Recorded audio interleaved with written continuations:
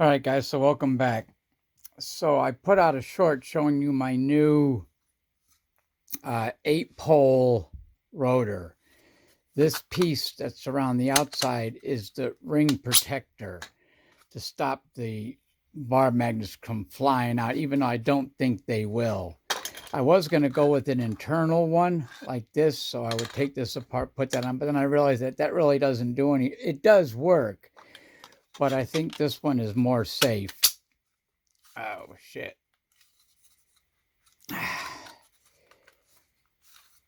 Ah, crap.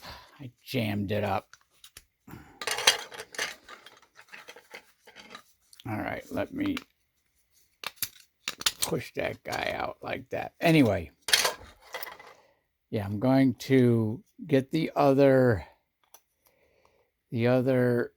7 bars.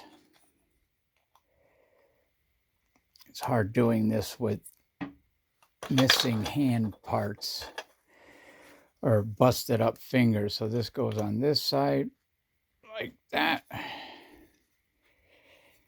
Ah, right. And then I'm going to use one of my newer stands. This is a vertical stand, and it should work really good with this.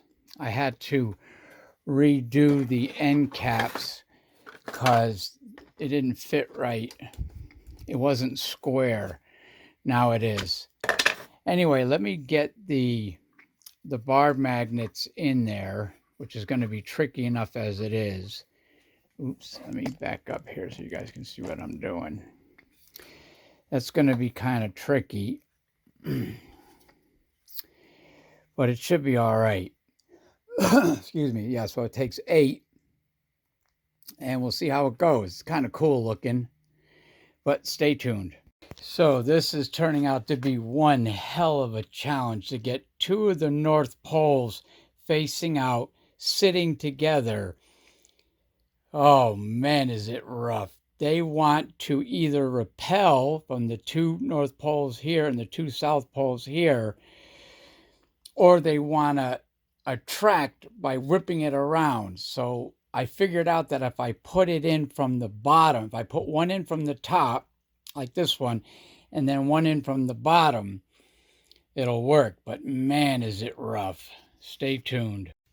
Yeah, so I've got to actually get them all started like I did here and then get the top one on. I don't know how that's going to work for the rest of them. God damn, this is going to be tricky. I knew it was going to be rough. I knew there was going to be magnets smashing against each other and fingers caught in the way. Thank God, not these fingers. But if it's too crazy, I'm going to wait. But let me give it a shot. I'm not one for giving up. Stay tuned. So I think I got it on the run.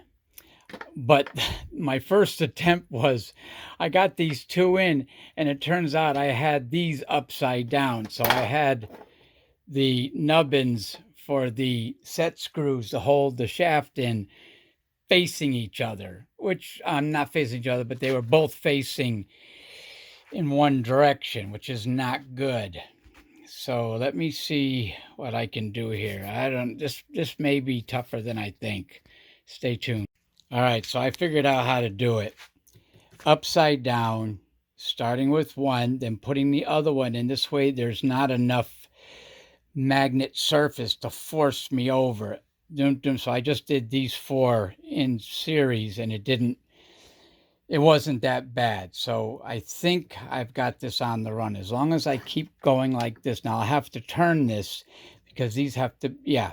Anyway, that was difficult, but I got it. North, south, north, south.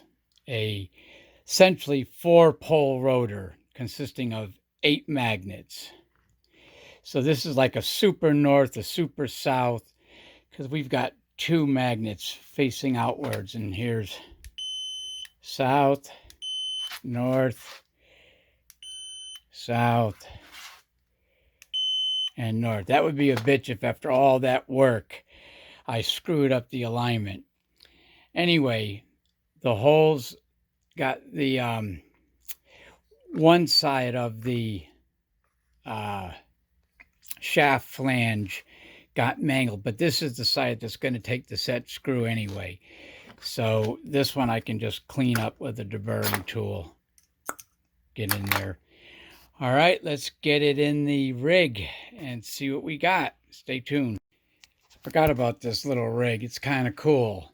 Not very stable, but it'll work. I've got a little ball bearing in the bottom of this lower bearing mount.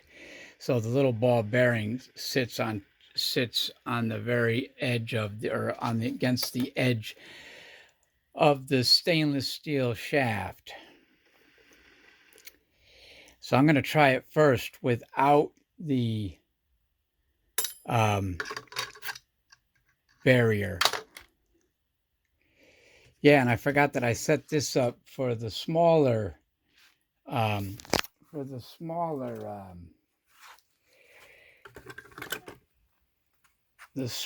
coils. So it fits perfectly right in there. Well, actually, I got to kind of, there it is. Snakes it right in like that.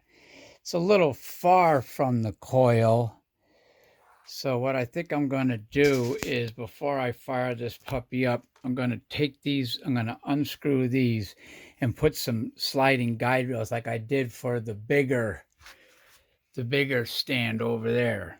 Anyway, it should work pretty cool. Stay tuned. So I'm making the slides that are going to help to slide the coils in and out. And this is one of the reasons why I really love 3D printing. So I can make something like this out of acrylic, but it's just so much easier on a 3D printer. Little knob, captive bolt, screw it in. Bob's your uncle. Stay tuned. See, just like this. I've got it in. This is the slide. And so the coil housing will fit underneath this lip here. And then I just make these nuts to tighten down. And it doesn't go anywhere. Yeah, stay tuned. Something like this. I loosen these. This thing can slide in and out like this. Tighten them down, and it's nice and tight. I miscalculated. I thought I only needed 4. It turns out I need 8. But I actually really only need, I think I'm going to redesign it because I really only need 1 of these per. I don't need 2. So I just really need 2 more. I've got the slides. I've got the 2 slides. And so they fit on like that. I probably, now that I think about it, I could have designed it a much better way. But it is what it is. Stay tuned. So the little coil support things came out pretty good. So let's fire this puppy up.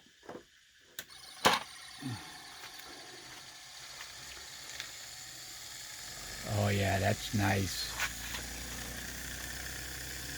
Really good output. That's only at 9 volts. Let's crank it up a little bit. Oh yeah, I can feel the wind coming off of it. That is really nice and steady. Holy mackerel. Let's crank it up a little bit more. There's 12 volts. That's without the guard on it. This guy right here. I don't know that it needs it though. Solid output. Blinking for you guys, but solid for me. I'd say that was a success. I have a new rotor in mind for these long bar magnets.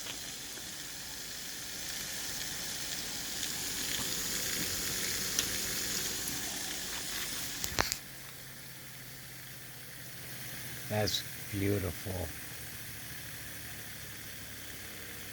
Nice and smooth. Almost no chatter at all.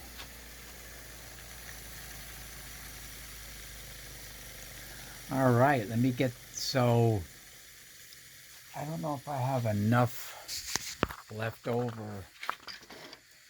1, 2, no, I have to unfortunately take this guy apart if I'm going to build the new one. But that's what it's all about. Thanks for watching.